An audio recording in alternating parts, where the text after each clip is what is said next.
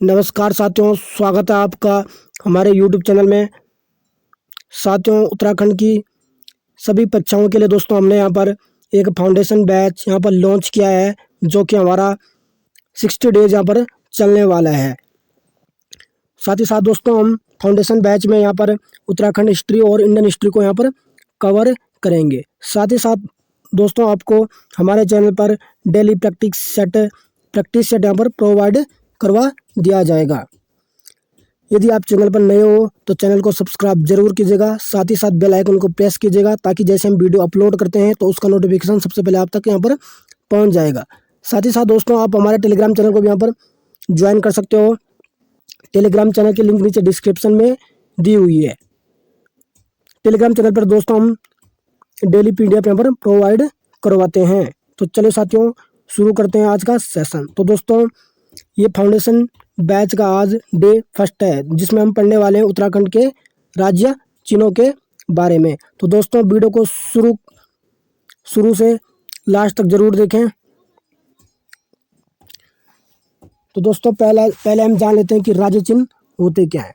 तो दोस्तों प्रत्येक राज्य या देश का अपना एक राज्य चिन्ह या राष्ट्रीय चिन्ह होता है। ठीक है दोस्तों, जो क्या है उस देश या राज्य के शासकीय कार्यों के लिए यहाँ पर प्रयोग किया जाता है।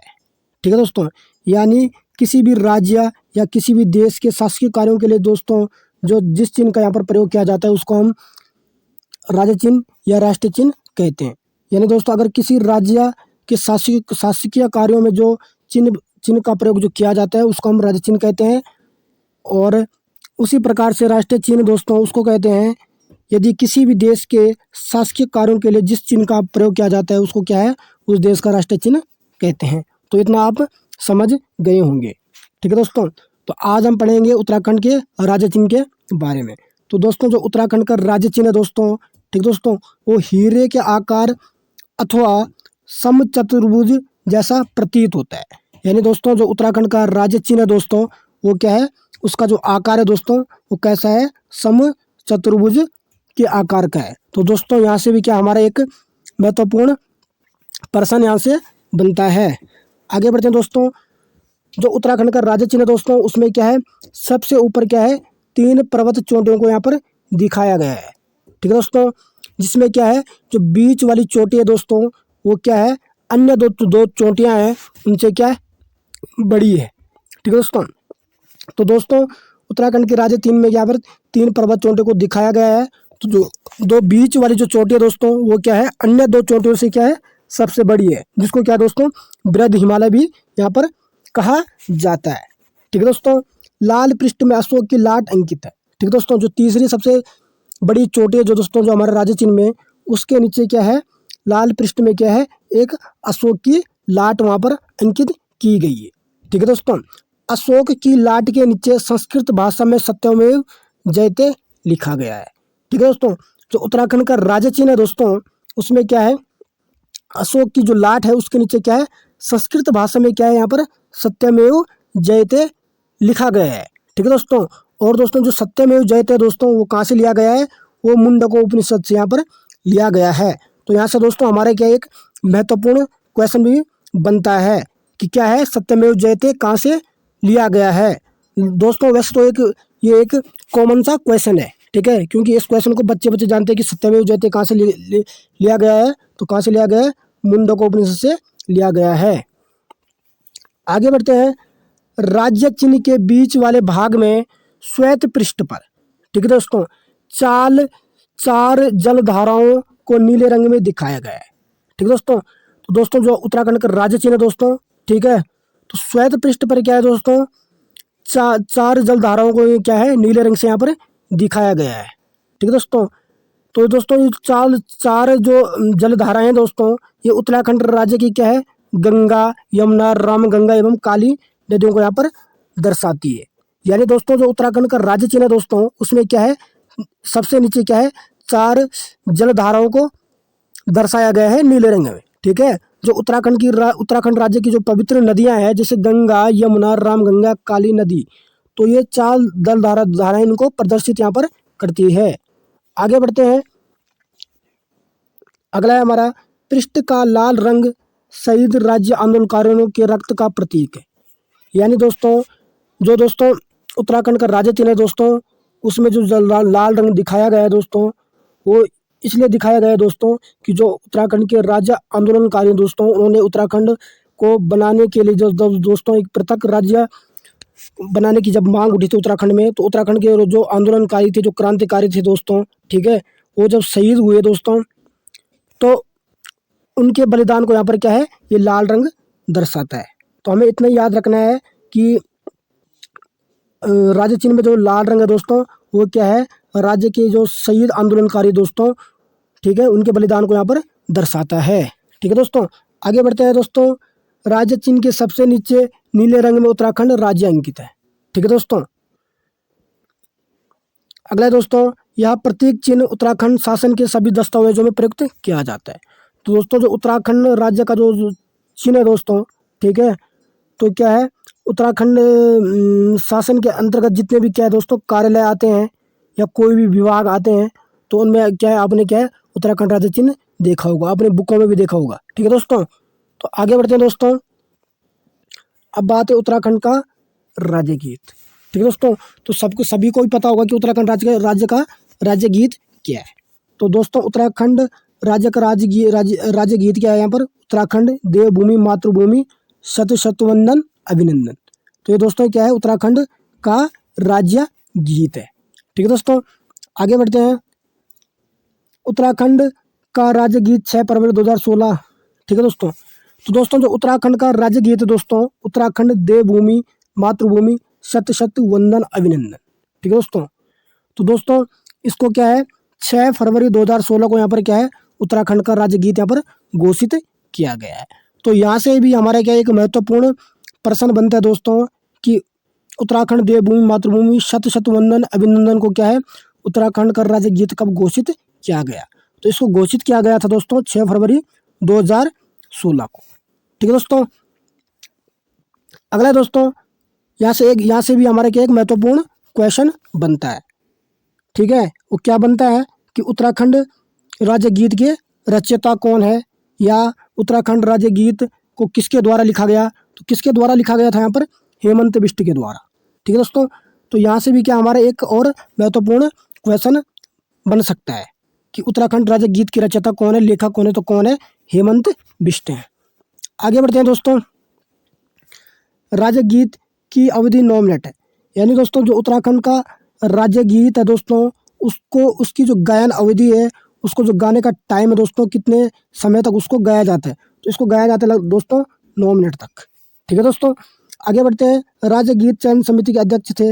यानी दोस्तों जब उत्तराखंड राज्य के लिए दोस्तों एक राज्य गीत का चयन किया जा रहा था एक समिति के द्वारा। ठीक है दोस्तों, तो उस समिति के जो अध्यक्ष थे जिस जिस जिस कौन थे, लक्ष्मण सिंह बटोई।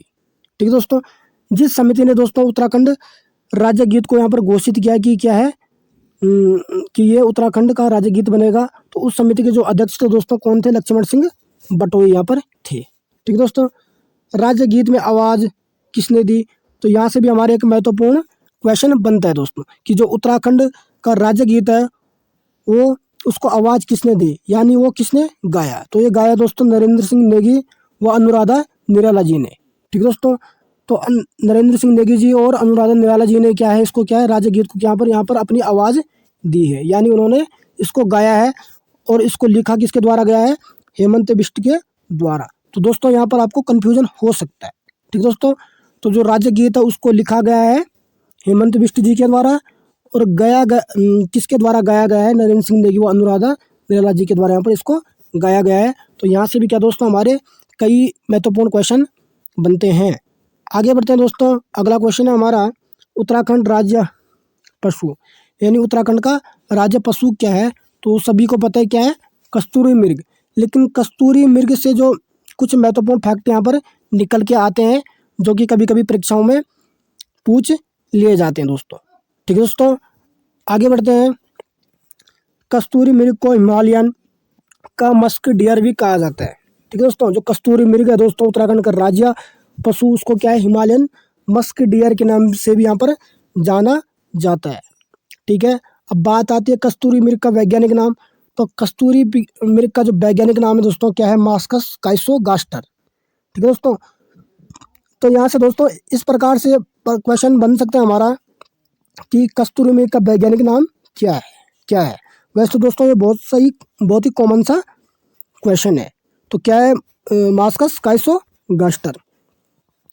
अब बात आती है दोस्तों, जो कस्तूरी मृग होते हैं दोस्तों, ठीक है, उत्तराखंड राज्य के जंगलों में क्या है 3600 मीटर से 4400 मीटर की ऊंचाई पर पाए जाते हैं। यानी दोस्तों उत्तराखंड राज्य के जंगलों में कस्तूरी मृग क्या है 3600 मीटर से 4400 मीटर की ऊंचाई पर यहाँ पर पाए जाते हैं। आगे बढ़ते हैं, राज्य में कस्तूरी मृग की 4 प्रजातियां पाई जाती हैं। तो दोस्तों उत्तराखंड राज्य में क्या है, कस्तूरी मृग की कुल 4 प्रजातियां पाई जाती हैं, यानी 4 प्रजातियों के प्रकार पाए जाते हैं कस्तूरी मृग के उत्तराखंड राज्य में। ठीक है दोस्तों, यहाँ से भी हमारा महत्वपूर्ण क्वेश्चन बन सकते हैं। आगे बढ़ते हैं, कस्तूरी मृग अंगुलोटा कुलवा मोसिडे परिवार का सदस्य है। तो अभी दोस्तों यहाँ से एक महत्वपूर्ण फैक्ट निकल के आ रहा है। ठीक है, यहाँ से भी हमारा एग्जाम में क्वेश्चन बन सकता है कि कस्तूरी मृग किस परिवार का सदस्य है। तो कस्तूरी मृग क्या है, अंगुलोटा कुलवा मोसिडे कुल का परिवार का यहाँ पर सदस्य है। आगे बढ़ते हैं, कस्तूरी मृग बहुतायत में केदारनाथ, फूलों की घाटी, पिथौरागढ़ में उत्तरकाशी जिले में पाए जाते हैं।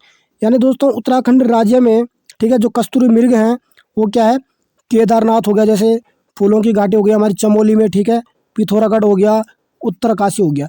तो इन जगहों पे क्या है दोस्तों, उत्तराखंड राज्य में क्या है कस्तूरी मृग हमको देखने को मिलते हैं। ठीक है दोस्तों, आगे बढ़ते हैं, कस्तूरी मृग राज्य के अलावा हिमाचल प्रदेश, सिक्किम, कश्मीर में पाए जाते हैं। ठीक है, तो यहाँ से भी हमारे एक महत्वपूर्ण क्वेश्चन इस प्रकार से बन सकता है कि उत्तराखंड राज्य के अलावा ठीक है कस्तूरी मृग भारत के किस किस राज्य में यहाँ पर पाए जाते हैं। तो पाए जाते हैं उत्तराखंड राज्य के अलावा हिमाचल प्रदेश हो गया हमारा, सिक्किम हो गया, कश्मीर हो गया, यहाँ पर क्या है हमारा कस्तूरी मृग पाया जाता है उत्तराखंड राज्य के अलावा। आगे बढ़ते हैं, अगला क्वेश्चन है दोस्तों हमारा कस्तूरी मृग की विशेषता। ठीक है दोस्तों, कस्तूरी मृग क्या विशेषताएं हैं। कस्तूरी मृग का रंग भूरा तथा उसमें काले पीले रंग के धब्बे पाए जाते हैं। ठीक है दोस्तों, जो कस्तूरी मृग होता है हमारा वो किस रंग का होता है, भूरे रंग का होता है, और उसमें क्या है काले और पीले रंग के धब्बे यहाँ पर पाए जाते हैं। आगे बढ़ते हैं, कस्तूरी मृग के पैर में 4 खुर एवं इसके 2 बाहर निकले दांत होते हैं। ठीक है, जो कस्तूरी मृग के जो पैर होते हैं दोस्तों उसमें क्या है 4 खुर होते हैं। ठीक है दोस्तों, और इसके क्या है मुंह के बाहर क्या है 2 नुकीले दांत निकले हुए होते हैं। ठीक है दोस्तों, मृग की ऊंचाई लगभग 20 इंच होती है। ठीक है दोस्तों, और दोस्तों जो कस्तूरी मृग की ऊंचाई होती है दोस्तों वो लगभग कितनी होती है 20 इंच हमारे यहाँ पर होती है। आगे बढ़ते हैं दोस्तों, कस्तूरी मृग के सींग नहीं होते हैं, इनमें आत्मरक्षा के लिए 2 नुकीले दांत होते हैं। तो दोस्तों जो कस्तूरी मृग की जो पहचान होती है दोस्तों उसमें क्या है सींग नहीं होते। ठीक है दोस्तों, तो हमें ये याद रखना है कि कस्तूरी मृग में क्या है सींग नहीं होते। ठीक है दोस्तों, वो सेम क्या है बकरी की तरह होते हैं, लेकिन बकरी के क्या है सींग होते हैं, लेकिन कस्तूरी मृग के यहाँ पर क्या है सींग नहीं होते। उसमें दोस्तों सेल्फ डिफेंस के लिए यानी आत्मरक्षा करने के लिए दोस्तों ठीक है, जैसे उसे क्या है खतरा महसूस होता है तो अपनी रक्षा करने के लिए वो क्या है अपने जो उसके जो बाहर की तरफ जो नुकीले 2 दांत निकले होते हैं दोस्तों ठीक है उनका इस्तेमाल यहाँ पर करता है। आगे बढ़ते हैं दोस्तों, कस्तूरी मृग के पीछे के पाँव आगे के पाँव की अपेक्षा लंबे होते हैं। ठीक है दोस्तों, जो कस्तूरी मृग के दोस्तों आगे के जो पाँव होते हैं वो क्या है पीछे के पाँवों की अपेक्षा क्या वो लंबे होते हैं। आगे बढ़ते हैं, कस्तूरी मृग की विशेषता यह है कि वह अपना निवास स्थान नहीं छोड़ता है। ठीक है दोस्तों, तो दोस्तों यानी जहाँ पे कस्तूरी मृग रहता है ठीक है जो उसका निवास स्थान होता है उसको क्या है यहाँ पर कभी भी वो नहीं छोड़ता है। ठीक है दोस्तों, आगे बढ़ते हैं, कस्तूरी मृग को जुगाली करने वाला मृग कहा जाता है। यानी जो दोस्तों कस्तूरी मृग होते हैं दोस्तों ये क्या है जुगाली करते हैं। वैसे तो दोस्तों अधिकतर जितने भी जानवर होते हैं वो सभी क्या है यहाँ पर जुगाली करते हैं। आगे बढ़ते हैं, अगला क्वेश्चन है हमारा कस्तूरी मृग की सूंघने की शक्ति तीक्ष्ण होती है। यानी दोस्तों जो कस्तूरी मृग ठीक है दोस्तों उसकी सूंघने की शक्ति क्या होती है बहुत ही तीक्ष्ण होती है, बहुत ही यहाँ पर तेज होती है। आगे बढ़ते हैं, कस्तूरी मृग की औसत आयु लगभग 20 वर्ष होती है। तो दोस्तों जो एक कस्तूरी मृग होता है दोस्तों उसकी जो औसत आयु होती है दोस्तों, उसका जो जीवन काल होता है वो पूरा कितने होता है, 20 वर्ष का होता है। यानी एक कस्तूरी मृग क्या है, 20 वर्षों तक जीता है। आगे बढ़ते हैं दोस्तों। मादा कस्तूरी मृग की गर्भधारण अवधि 6 माह की होती है। ठीक है दोस्तों। अगला दोस्तों, कस्तूरी मृग का मुख्य भोजन केदार पाती है। तो दोस्तों यहाँ से भी क्या हमारे एक महत्वपूर्ण क्वेश्चन बन सकता है कि कस्तूरी मृग का मुख्य भोजन क्या है। ठीक है दोस्तों। तो इस प्रकार से दोस्तों इनको हल्के में ना लें। ठीक है दोस्तों, क्योंकि यूकेपीएससी अधिकतर मतलब डीप में नॉर्मल क्वेश्चन पूछता है, घुमा फिरा के क्वेश्चन पूछता है। तो यहाँ से भी हमारे एक महत्वपूर्ण क्वेश्चन क्या बन रहा है कि कस्तूरी मृग का मुख्य भोजन क्या है। अगर एग्जाम में आए तो क्या लिखना हमने, केदार पाती यहाँ पर लिखना है। अगला दोस्तों, कस्तूरी मृग नर मृग के गुदा में स्थित ग्रंथि से प्राप्त की जाती है। ठीक है दोस्तों, जो कस्तूरी होती है दोस्तों वो, ठीक है, वो कहाँ से प्राप्त की जाती है, जो नर मृग होता है दोस्तों, ठीक है, उसके गूदे में स्थित जो ग्रंथि होती है उससे हमें क्या है, कस्तूरी को प्राप्त किया जा सकता है। ठीक है दोस्तों। और जो कस्तूरी होती है दोस्तों वो केवल क्या है, नर मृग में ही पाई जाती। तो दोस्तों यहाँ से हमारा एक महत्वपूर्ण क्वेश्चन बनता है दोस्तों कि कस्तूरी किस मृग से प्राप्त की जा सकती है। ठीक है दोस्तों। तो इस प्रकार से वो क्वेश्चन दे सकते हैं, नर मृग, ठीक है, मादा मृग, या ऐसा भी दे सकता है ए और बी दोनों। ठीक है, चौथा दे सकता है इनमें से कोई नहीं। तो दोस्तों जो कस्तूरी जो हम प्राप्त करते हैं दोस्तों वो केवल किस में पाई जाती है, नर मृग में यहाँ पर पाई जाती है। तो यहाँ से भी हमारा क्या एक इम्पोर्टेंट फैक्ट निकल के सामने आता है कि कस्तूरी केवल किस में पाई जाती है, नर मृग में ही पाई जाती है। ठीक है दोस्तों, आगे बढ़ते हैं। अगला क्वेश्चन हमारा, एक मृग से कस्तूरी 3 वर्ष के अंतराल में 30 से 45 ग्राम तक प्राप्त की जा सकती है।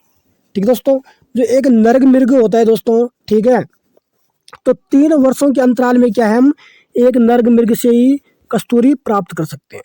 यानी अगर हमने एक बार किसी मृग से क्या है कस्तूरी को प्राप्त कर लिया है तो उसके ठीक 3 वर्ष के बाद ही हम क्या है दोबारा उस मृग से क्या है कस्तूरी प्राप्त कर सकते हैं। तो दोस्तों एक समय में हम क्या है 30 से 45 ग्राम तक कस्तूरी एक मृग से प्राप्त कर सकते हैं। तो यहाँ से भी हमारे क्या है एक इम्पोर्टेंट फैक्ट बनता है। आगे बढ़ते हैं दोस्तों। कस्तूरी जो 3 प्रकार की होती है। ठीक है दोस्तों, तो कस्तूरी दोस्तों क्या है 3 प्रकार की होती है। ठीक है दोस्तों, कितने प्रकार की होती है, 3 प्रकार की। नेपाल की कस्तूरी जिसको क्या है कपिल के नाम से जाना जाता है। ठीक है दोस्तों। दूसरे कश्मीर की कस्तूरी जिसको क्या है पिंगल के नाम से जाना जाता है। और तीसरा दोस्तों हमारा सिक्किम की कस्तूरी जिसको क्या है कृष्ण के नाम से यहाँ पर जाना जाता है। तो दोस्तों कुल मिला के क्या है यहाँ से एक फैक्ट बन के निकल के आता है कि कस्तूरी कितने प्रकार की हो सकती है। ठीक है, तो कितने प्रकार की होती है, तो हमने याद रखना है 3 प्रकार की। या फिर नेपाल की कस्तूरी को क्या कहा जाता है, तो उसको कपिल कहा जाता है। कश्मीर की कस्तूरी को क्या कहा जाता है, तो उसको पिंगल कहा जाता है। ठीक है, सिक्किम की कस्तूरी को क्या कहा जाता है, तो उसको कहा जाता है कृष्ण यहाँ पर कहा जाता है। आगे बढ़ते हैं दोस्तों। औषधि उद्योग में कस्तूरी का प्रयोग किया जाता है। ठीक है दोस्तों, जो कस्तूरी होती है दोस्तों वो बहुत ही महंगी बिकती है, बहुत ही रेयर चीज़ होती है दोस्तों। ठीक है दोस्तों, और इस कस्तूरी का उपयोग क्या है औषधि उद्योग में किया जाता है, जैसे दमा, मिर्गी, हृदय संबंधी रोगों की दवाई में बनाने में प्रयुक्त होता है। यानी दमा हो गया, मिर्गी हो गए, हृदय संबंधी रोगों की जो दवाइयाँ होती है दोस्तों, ठीक है, उनकी दवाइयों को बनाने में क्या है कस्तूरी का प्रयोग यहाँ पर किया जाता है। और यह एक प्राकृतिक रसायन है। ठीक है दोस्तों, ये नेचुरल केमिकल है। ठीक है दोस्तों, जो कि क्या है नर मृग से प्राप्त की जाती है। ठीक है दोस्तों, आगे बढ़ते हैं। रासायनिक रूप से कस्तूरी मिथाइल ट्राइक्लोरोपेंटाडेकेनाल है। ठीक है दोस्तों, तो यहाँ से भी हमारा क्या एक महत्वपूर्ण फैक्ट बनता है। ठीक है दोस्तों, एग्जाम में पूछ सकता है कि कस्तूरी मृग का रासायनिक नाम क्या है, तो क्या है मिथाइल ट्राइक्लोरोपेंटाडेकेनाल। ठीक है दोस्तों, तो इसको भी आप नोट डाउन कर लीजिएगा। आगे बढ़ते हैं। कस्तूरी मृग संरक्षण। ठीक है दोस्तों, पहले हम समझ लेते हैं कि आखिर ऐसी क्या जरूरत पड़ गई कि कस्तूरी मृग का हम लोग संरक्षण करने लगे। तो दोस्तों जो शिकारी होते हैं दोस्तों, ठीक है, जो तस्कर होते हैं दोस्तों, वो क्या करते हैं कस्तूरी प्राप्त करने के लिए या फिर इनकी, ठीक है दोस्तों, तो क्या करते हैं ये मृगों का यहाँ पर शिकार करते हैं। ठीक है दोस्तों, कस्तूरी प्राप्त करने के लिए, जिससे धीरे धीरे क्या दोस्तों इनकी आबादी यहाँ पर घटने लग गई है।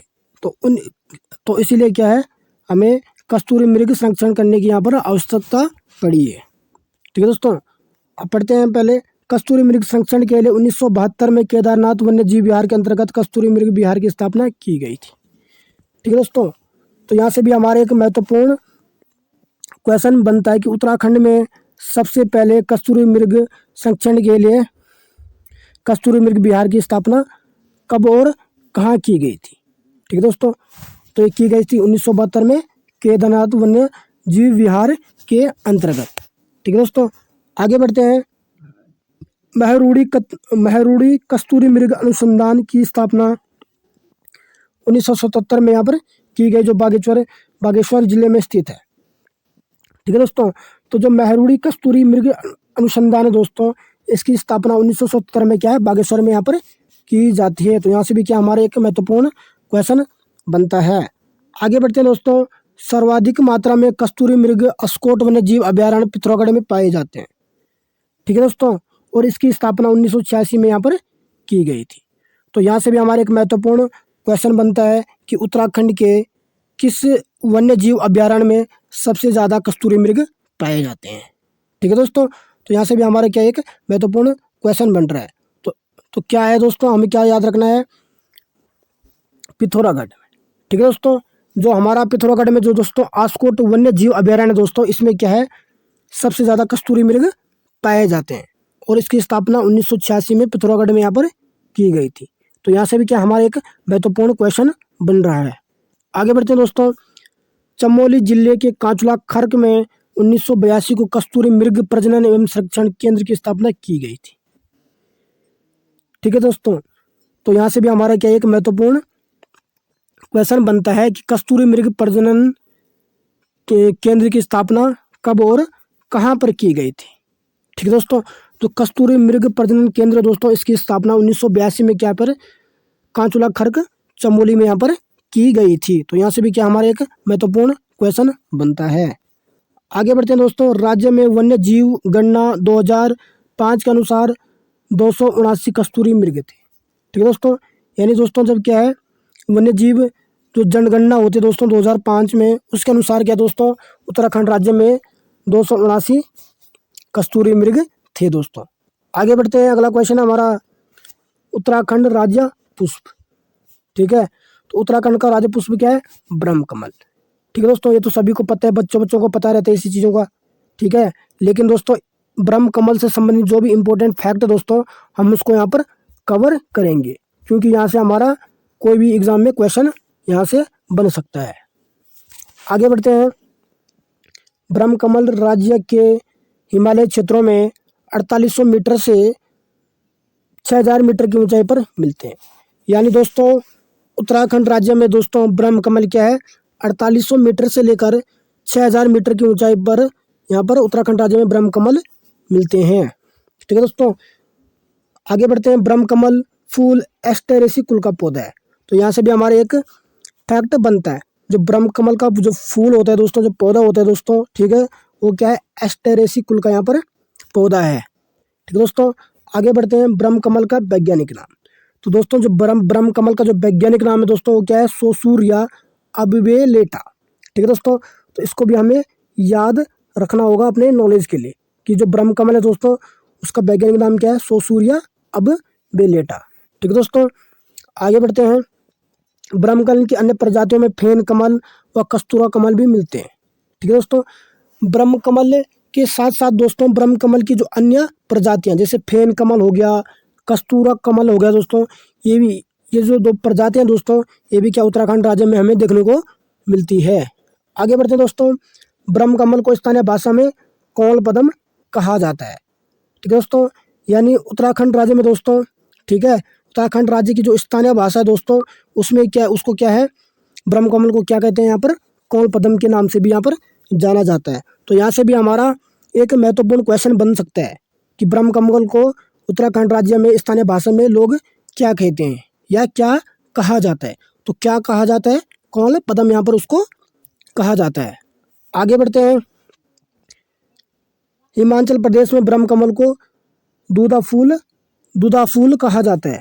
ठीक है दोस्तों, जो हिमाचल प्रदेश दोस्तों वहाँ पे क्या है, ब्रह्म कमल को क्या है, दूधा फूल यहाँ पर कहा जाता है। आगे बढ़ते हैं, कश्मीर में ब्रह्म कमल को गलगल कहा जाता है। ठीक है दोस्तों, जिस प्रकार से दोस्तों उत्तराखंड राज्य में क्या है, ब्रह्म कमल को यहाँ पर कौल पदम के नाम से जाना जाता है, हिमाचल प्रदेश में क्या है, दूधा फूल के नाम से जाना जाता है, उसी प्रकार से दोस्तों कश्मीर में क्या है, ब्रह्म कमल क्या गलगल के नाम से यहाँ पर जाना जाता है। तो यहाँ से भी क्या हमारा एक इम्पोर्टेंट क्वेश्चन यहाँ पर बनता है। आगे बढ़ते हैं दोस्तों, महाभारत के वन पर्व में ब्रह्म कमल को सौगंधिक पुष्प कहा गया है। ठीक है दोस्तों, तो महाभारत के वन पर्व में दोस्तों ब्रह्म कमल का जिक्र दोस्तों क्या है, एक सौगंधिक पुष्प के रूप में यहाँ पर किया गया है। ठीक है दोस्तों, तथा नेपाल में ब्रह्म कमल को टॉप गोला कहते हैं। ठीक है दोस्तों, तो यहाँ से हमारा भी एक महत्वपूर्ण क्वेश्चन बन रहा है कि नेपाल में क्या ब्रह्म कमल को क्या कहते हैं, टॉप गोला कहते हैं। ठीक है दोस्तों, आगे बढ़ते हैं, ब्रह्म कमल की विश्व में 210 प्रजाति व राज्य में 24 प्रजातियां पाई जाती हैं। ठीक है दोस्तों, तो दोस्तों पूरे विश्व में क्या है, ब्रह्म कमल की क्या है, टोटल 210 प्रजातियां पाई जाती हैं। ठीक है दोस्तों, तो इसको भी हम यहाँ से याद रखेंगे। और साथ ही साथ दोस्तों उत्तराखंड राज्य में ब्रह्म कमल की क्या है, टोटल 24 प्रजातियां यहाँ पर पाई जाती हैं। तो यहाँ से हमारे एक प्रकार से महत्वपूर्ण क्वेश्चन बन रहा है। इस प्रकार से यूपीएससी एग्जाम में पूछ सकता है कि ब्रह्म कमल की उत्तराखंड राज्य में कुल कितनी प्रजातियां पाई जाती है, तो कुल कितनी पाई जाती है, 24 प्रजातियां पाई जाती है। और उसी के साथ क्या है, विश्व में पूरी 210 प्रजाति ब्रह्म कमल राज्य में फूलों की घाटी, केदारनाथ व पिंडारी ग्लेशियर आदि में पाया जाता है। तो दोस्तों उत्तराखंड राज्य में ब्रह्म कमल जो है फूलों की घाटी, केदारनाथ और पिंडारी ग्लेशियर में देखने को हमें यहाँ पर मिलता है। आगे बढ़ते हैं, ब्रह्म कमल माँ नंदा का प्रिय पुष्प है। ठीक है दोस्तों, और नंदाष्टमी को तोड़े जाने का महत्व है। यानी दोस्तों क्या है, ब्रह्म कमल जो है दोस्तों उसको क्या है, नंदाष्टमी को तोड़े जाने का इसका एक महत्व है। नंदाष्टमी के दिन क्या दोस्तों ब्रह्म कमल को तोड़ कर क्या है, उसको माँ नंदा को यहाँ पर अर्पित किया जाता है। आगे बढ़ते हैं दोस्तों, ब्रह्म कमल को हिमालयी पुष्पों का सम्राट कहा जाता है। ठीक है दोस्तों, तो यहाँ से भी हमारा क्या एक महत्वपूर्ण क्वेश्चन बनता है। आगे बढ़ते हैं, ब्रह्म कमल की विशेषता। ठीक है दोस्तों, जो ब्रह्म कमल का पौधा होता है दोस्तों वो क्या है, बैंगनी रंग का यहाँ पर होता है। और दोस्तों जो ब्रह्म कमल का पौधा है ये गुच्छे के रूप में यहाँ पर खिलता है। ठीक है दोस्तों, और बात करें ब्रह्म कमल के पौधे की ऊंचाई की, तो जो ब्रह्म कमल का जो पौधा होता है दोस्तों उसकी ऊंचाई कितनी होती है, 70 से 80 सेंटीमीटर के बीच यहाँ पर होती है। ठीक है दोस्तों, तो यहाँ से हमारा एक इम्पोर्टेंट फैक्ट बनता है। और दोस्तों ब्रह्म कमल फूल के खिलने का जो समय होता है वो क्या होता है, जुलाई से सितंबर होता है। यानी दोस्तों जुलाई से और सितंबर माह के बीच में क्या है, ब्रह्म कमल का फूल यहाँ पर खिलता है। ठीक है दोस्तों, आगे बढ़ते हैं, ब्रह्म कमल के पौधे पर एक वर्ष में केवल एक ही पुष्प आता है। ठीक है दोस्तों, ठीक है दोस्तों, जो ब्रह्म कमल का पौधा होता है एक वर्ष में केवल उस पर क्या है, एक ही पुष्प यहाँ पर आता है। ठीक है दोस्तों, आगे बढ़ते हैं, ब्रह्म कमल का पुष्प अर्धरात्रि को खिलता है। ठीक है दोस्तों, आगे बढ़ते हैं, ब्रह्म कमल पौधे की जड़ों को पीसकर हड्डी उपचार में प्रयोग किया जाता है। तो दोस्तों ब्रह्म कमल की पौधे की जो जड़ें होती है दोस्तों उसका उपयोग क्या है, औषधि के रूप में यहाँ पर किया जाता है। ठीक है दोस्तों, हड्डियों के उपचार के लिए उसका क्या है, औषधि के रूप में उसका यहाँ पर प्रयोग किया जाता है। आगे बढ़ते हैं, अगला है हमारा टॉपिक उत्तराखंड राज्य वृक्ष बुरांश। ठीक है दोस्तों, तो उत्तराखंड का जो राज्य वृक्ष है दोस्तों बुरांश, ठीक है, उसके जो महत्वपूर्ण टॉपिक है, फैक्ट है, उनको हम यहाँ पर कवर करते हुए चलेंगे। बुरांश वृक्ष 1500 से 4000 मीटर की ऊंचाई पर मिलने वाला एक सदाबहार वृक्ष है। ठीक है दोस्तों, तो दोस्तों उत्तराखंड में क्या है, जो बुरांश का जो वृक्ष है दोस्तों वो क्या है, लगभग क्या है दोस्तों 1500 मीटर से क्या है 4000 मीटर की ऊंचाई पर मिलता है। और दोस्तों ये क्या है, एक सदाबहार वृक्ष है। यानी दोस्तों ये क्या है, 12 महीनों क्या है इसकी पत्तियां रहती है, यानी 12 महीने क्या है एक हरा रहता है, इसलिए इसको क्या कहा गया है, सदाबहार वृक्ष कहा गया है। ठीक है दोस्तों, बात करें इसका जो वैज्ञानिक नाम है दोस्तों वो क्या है, रोडोडेंड्रॉन अर्बोरियम। ठीक है दोस्तों, तो बुरांश का वैज्ञानिक नाम क्या है, रोडोडेंड्रॉन अर्बोरियम, तो इसको भी हम याद रखेंगे। आगे बढ़ते हैं दोस्तों, बुरांश एरिकेसई कुल का वृक्ष है। ठीक है दोस्तों, जो बुरांस दोस्तों क्या है, एरिकेसी वृक्ष का एक पौधा है। ठीक है दोस्तों, इसे हिमाचल प्रदेश में बुरांसो कहते हैं। ठीक है दोस्तों, हिमाचल प्रदेश में दोस्तों क्या है, बुरांस को क्या कहते हैं, बुरांसो कहते हैं। एवं कन्नड़ में बुरांस को बिल्ली कहा जाता है। ठीक है दोस्तों, तो कन्नड़ में दोस्तों बुरांस को क्या कहा जाता है, बिल्ली कहा जाता है। यहाँ से हमारा क्या एक इम्पोर्टेंट फैक्ट बनता है। आगे बढ़ते हैं दोस्तों, बुरांस नेपाल का राष्ट्रीय पुष्प है। ठीक है दोस्तों, जहाँ बुरांस को गुरांस कहा जाता है। ठीक है दोस्तों, तो दोस्तों बुरांस क्या है, उत्तराखंड राज्य का राज्य वृक्ष होने के साथ ही साथ क्या है, नेपाल का राष्ट्रीय पुष्प भी है। ठीक है दोस्तों, तो नेपाल का राष्ट्रीय पुष्प क्या है दोस्तों, बुरांस, और इसको नेपाल में क्या है, गुरांस के नाम से भी यहाँ पर जाना जाता है। तो यहाँ से भी हमारा एक महत्वपूर्ण फैक्ट बनता है। ठीक है दोस्तों, कि बुरांस किस देश का राष्ट्रीय पुष्प है, तो किस देश का राष्ट्रीय पुष्प है, नेपाल का। बुरांस हिमाचल प्रदेश और नागालैंड का राज्य पुष्प है। ठीक है दोस्तों, और जो बुरांस है दोस्तों, ठीक है, ये क्या है, हिमाचल प्रदेश और नागालैंड राज्य का क्या है, राज्य पुष्प भी है। ठीक है दोस्तों, तो यहाँ से भी क्या हमारा एक महत्वपूर्ण क्वेश्चन बनता है। आगे बढ़ते हैं, बुरांस की विशेषता। ठीक है दोस्तों, इसकी क्या क्या विशेषताएं हैं उनके बारे में हम यहाँ पर जिक्र करेंगे।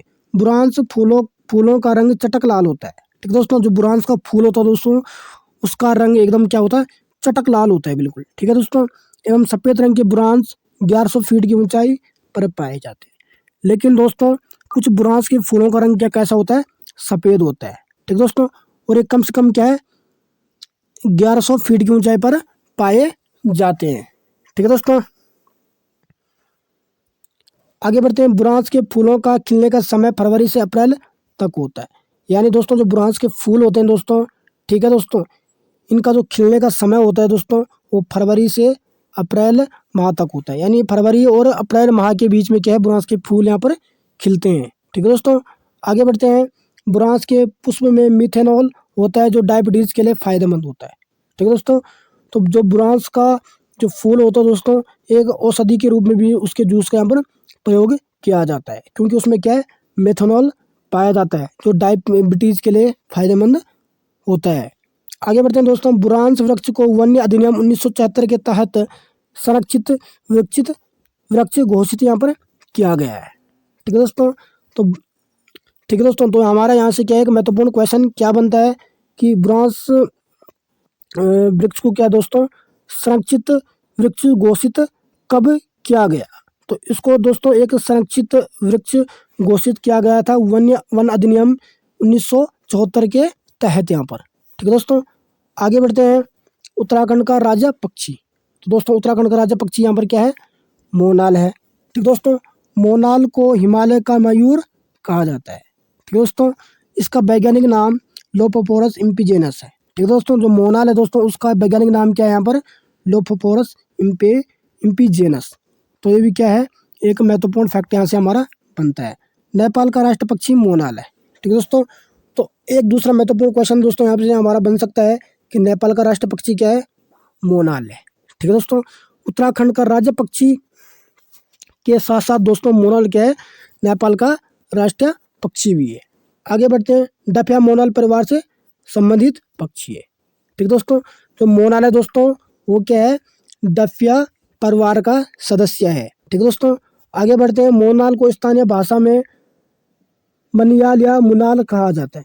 तो दोस्तों उत्तराखंड राज्य में क्या दोस्तों, मोनाल जो है दोस्तों, उत्तराखंड का जो राज्य पक्षी है, उसको स्थानीय भाषा में लोग क्या कहते हैं, मनियाल या मुनाल।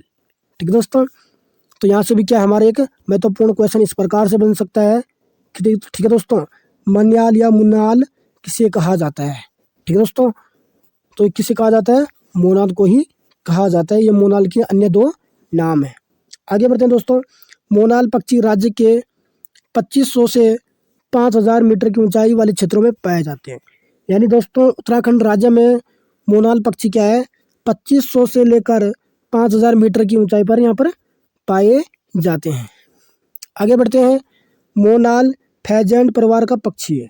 ठीक है दोस्तों, तो मोनाल क्या दोस्तों, फैजेंट परिवार का एक पक्षी है। और मोनाल की 4 अन्य प्रजातियां इपेलस, स्केलेटरी, ल्यूरियम, ल्यूफोफोरस, एंस आदि पाई जाती है। ठीक है दोस्तों, तो दोस्तों ये क्या है, मोनाल की अन्य 4 प्रजातियां, ये कौन कौन से, एपेलस, इसके स्केलेटरी, ल्यूरी एवं ल्यूफोफोरस एनन्स। ठीक है दोस्तों, आगे बढ़ते हैं। कश्मीर में मोनाल को सुनाल व हिमाचल प्रदेश में नीले गुरु तथा सिक्किम में मोनाल पक्षी को चामदोंग कहते हैं। ठीक है दोस्तों, ठीक है दोस्तों, जिस प्रकार से दोस्तों उत्तराखंड में क्या है, ठीक है दोस्तों, मोनाल को क्या है, मनियाल या मुयाल कहा जाता है, उसी प्रकार से दोस्तों कश्मीर में मोनाल को सुनाल, हिमाचल प्रदेश में नीले गुरु, सिक्किम में चामदोंग कहा जाता है। ठीक है दोस्तों, आगे बढ़ते हैं। मोनाल के लिए भूटान में बुप व नेपाल में डंगन कहा जाता है। ठीक है दोस्तों, ठीक है, तो भूटान में क्या दोस्तों मोनाल को क्या बुप कहा जाता है, क्या कहा जाता है, बुप, और साथ ही साथ क्या नेपाल में इसको क्या है, डंगन के नाम से जाना जाता है मोनाल को। आगे बढ़ते हैं दोस्तों। राज्य के अलावा मोनाल असम, कश्मीर, हिमाचल और नेपाल में भी पाए जाते हैं। ठीक है दोस्तों, उत्तराखंड राज्य के अलावा दोस्तों मोनाल जो पक्षी है दोस्तों वो क्या है, असम में, कश्मीर में, हिमाचल में और नेपाल में भी ये पाया जाता है। आगे बढ़ते हैं दोस्तों। मोनाल पक्षी की विशेषता। ठीक है दोस्तों, तो मोनाल पक्षी घोंसला नहीं बनाते। ठीक है दोस्तों, जो मोनाल पक्षी दोस्तों यहाँ पर क्या नहीं बनाती है, घोंसला नहीं बनाती है, या किसी चट्टान या पेड़ के छेद में अंडे देती है। ठीक है दोस्तों, नर मोनाल के सिर पर मोर की भांति कलगी होती है। ठीक है दोस्तों, तो दोस्तों जो नर मोनाल मोनाल होता है दोस्तों उसकी पहचान क्या होती है कि जिस प्रकार से दोस्तों क्या है, मोर के सिर पे एक कलगी होती है। ठीक है दोस्तों, उसी प्रकार से जो नर मोनाल होता है उसके सिर पर भी क्या है, एक कलगी होती है ऊपर। ठीक है दोस्तों, तो वही क्या है, नर मोनाल की यहाँ पर पहचान है। आगे बढ़ते हैं दोस्तों। मोनाल पक्षी में प्रजनन क्रिया वर्ष में 2 बार होती है। ठीक है दोस्तों, आगे बढ़ते हैं। मोनाल का प्रिय भोजन आलू की फसल है। ठीक है दोस्तों, तो यहाँ से भी हमारे क्या एक महत्वपूर्ण क्वेश्चन बनता है। ठीक है, कि मोनाल का प्रिय भोजन क्या है, तो क्या दोस्तों, आलू की फसल। ठीक है दोस्तों, आगे बढ़ते हैं। हिमालय पक्षियों का सिरमौर कहे जाने वाले मोनाल को वन्य जीव संरक्षण अधिनियम 1972 के तहत संरक्षित किया गया है। ठीक है दोस्तों, तो मोनाल को क्या दोस्तों वन्य जीव संरक्षण अधिनियम 1972 के तहत यहाँ पर क्या है, संरक्षित किया गया है। ठीक है दोस्तों, और मोनाल को क्या दोस्तों हिमालय पक्षियों को क्या है, सिरमौर भी कहा जाता है। ठीक है दोस्तों, आगे बढ़ते हैं। सर्वाधिक मात्रा में मोनाल केदार घाटी में पाए जाते हैं। तो दोस्तों उत्तराखंड राज्य में क्या दोस्तों मोनाल क्या है, सबसे अधिक मात्रा में क्या है, केदार घाटी में यहाँ पर पाए जाते हैं। आगे बढ़ते हैं दोस्तों। राज्य के वन्य जीव संरक्षण बोर्ड द्वारा पहली बार 2008 में मोनाल की गणना कराई गई थी और 2008 तक राज्य में कुल मोनालों की संख्या 919 थी।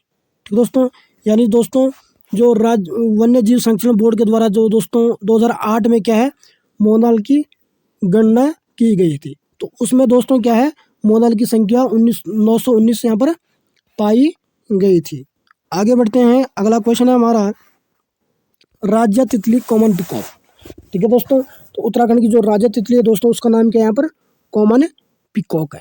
ठीक है दोस्तों, 7 नवंबर 2016 को कॉमन पिकॉक या लोग मोर को राज्य तितली घोषित किया गया है।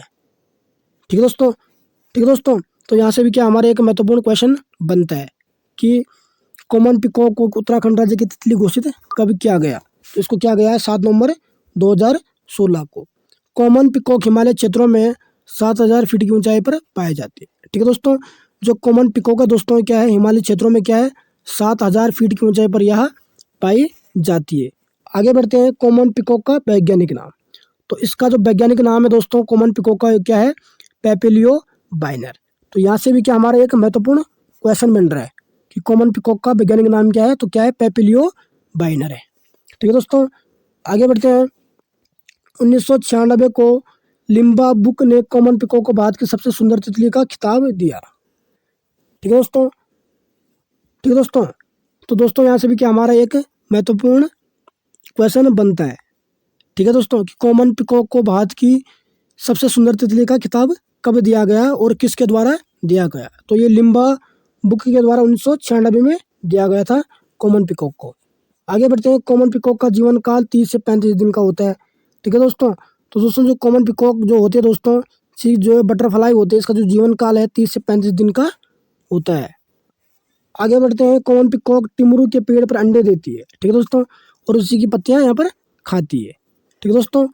तो ज़्यादातर दोस्तों क्या है, जो कॉमन पिकॉक है दोस्तों क्या टिमरू के पेड़ पर यहाँ पर पाए जाते हैं और उसी पर क्या है ये अंडे देते हैं और उसी की पत्तियां यहाँ पर खाती है, यानी भोजन के रूप में दोस्तों कॉमन पिकॉक टिमरू की पत्तियों का यहाँ पर सेवन करती है। आगे बढ़ते हैं दोस्तों, 2016 में देहरादून के लच्छीवाला में बटरफ्लाई पार्क खोला गया है, ठीक है दोस्तों। तो यहाँ से भी क्या दोस्तों एक महत्वपूर्ण क्वेश्चन हमारा बनता है कि उत्तराखंड राज्य में बटरफ्लाई पार्क कब और कहाँ खोला गया। तो उत्तराखंड राज्य में बटरफ्लाई पार्क दोस्तों लच्छीवाला में क्या है 2016 को यहाँ पर खोला गया था। आगे बढ़ते हैं, उत्तराखंड राज्य वाद्य यंत्र। तो दोस्तों उत्तराखंड का राज्य वाद्य यंत्र दोस्तों वो क्या है, ढोल है, क्या दोस्तों, ढोल। आगे बढ़ते हैं दोस्तों, भंडारी कमेटी की सिफारिश पर तत्कालीन मुख्यमंत्री हरीश रावत ने 2015 में ढोल को राज्य वाद्य यंत्र घोषित किया गया, ठीक है दोस्तों। तो यहाँ से भी हमारा एक महत्वपूर्ण क्वेश्चन क्या बन सकता है दोस्तों कि ठीक है दोस्तों कि ढोल को उत्तराखंड का राज्य वाद्य यंत्र किस कमेटी की सिफारिश पर घोषित किया गया, ठीक है दोस्तों। तो इसको घोषित किया गया दोस्तों भंडारी कमेटी की सिफारिश पर 2015 में, ठीक है दोस्तों। और उस समय दोस्तों उत्तराखंड के मुख्यमंत्री कौन थे, तो कौन थे, हरीश रावत थे, ठीक है दोस्तों।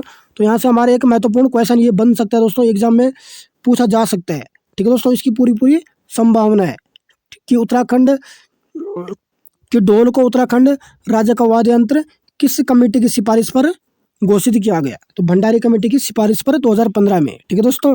आगे बढ़ते हैं, ढोल एक प्राचीन वाद्य यंत्र है, ठीक है दोस्तों, जिसको तांबे पीतल और चांदी धातु पर बकरी की खाल लगाकर बनाया जाता है, ठीक है दोस्तों। यानी तांबे या पीतल का एक खोल बनाया जाता है दोस्तों, उसके आर पार क्या है दोस्तों, बकरी की खाल लगाकर ढोल को यहाँ पर बनाया जाता है। इसे मंगलवाद के नाम से भी जाना जाता है। यानी दोस्तों उत्तराखंड में जो भी मांगलिक कार्य होते हैं दोस्तों, यानी जो भी शुभ कार्य होते हैं दोस्तों, उसकी शुरुआत में क्या है, ढोल को यहाँ पर बजाया जाता है, ठीक है दोस्तों। आगे बढ़ते हैं, ढोल से नौबत या निवती, रहमानी, बड़े आदि ताले बजाई जाती है। आगे बढ़ते हैं दोस्तों, नौबत प्रातः काल में ओजी जाति के लोग 22 पड़ताल बजाते हैं, ठीक है दोस्तों। जो नौबत होती है दोस्तों वो प्रातः काल में क्या है दोस्तों 22 पड़ताल के साथ उसको क्या है यहाँ पर बजाया जाता है। आगे बढ़ते हैं दोस्तों, मांगलिक काज शुरू करने से पहले बड़े ताल बजाई यहाँ पर जाती है। आगे बढ़ते हैं, आयना कबारी में ढोल वाद्य यंत्र का उल्लेख मिलता है, ठीक है दोस्तों। आगे बढ़ते हैं, राज्य में ढोल सागर के ज्ञाता कौन है, तो कौन है दोस्तों, उत्तम दास जी, ठीक है दोस्तों। उत्तराखंड में क्या है, ढोल सागर के जो ज्ञाता है दोस्तों वो कौन है, उत्तम दास। आगे बढ़ते हैं दोस्तों, उत्तराखंड के अन्य प्रतीक चिन्ह, ठीक है दोस्तों। उत्तराखंड का राज्य खेल क्या है दोस्तों, फुटबॉल है, ठीक है दोस्तों। इसे 2011 में राज्य खेल घोषित किया गया था। तो यहाँ से भी हमारा एक महत्वपूर्ण क्वेश्चन बन सकता है कि फुटबॉल को उत्तराखंड का राज्य खेल कब घोषित किया गया, तो कब किया गया था, 2011 में इसको क्या है राज्य खेल घोषित यहाँ पर किया गया था। आगे बढ़ते हैं, उत्तराखंड की प्रथम राजभाषा हिंदी तथा द्वितीय राजभाषा संस्कृत है, ठीक है दोस्तों। तो उत्तराखंड की 2 भाषाएं दोस्तों, ठीक है, राज्य की जो भाषाएं हैं वो क्या है 2, पहली क्या हिंदी, दूसरी क्या हमारी संस्कृत। आगे बढ़ते हैं दोस्तों, संस्कृत को 2010 में राज्य की द्वितीय राजभाषा यहाँ पर घोषित किया गया था, ठीक है दोस्तों। तो यहाँ से भी हमारा महत्वपूर्ण क्वेश्चन बन सकता है कि संस्कृत को उत्तराखंड राज्य की द्वितीय राजभाषा कब घोषित किया गया, तो कब किया गया, 2010 में इसको किया गया था। आगे बढ़ते हैं, उत्तराखंड शासन द्वारा राज्य चिन्ह और प्रतीक चिन्हों का निर्धारण 2001 में यहाँ पर किया गया था। तो दोस्तों सेशन को लाइक और शेयर जरूर कीजिएगा, साथ ही साथ चैनल को सब्सक्राइब कीजिएगा।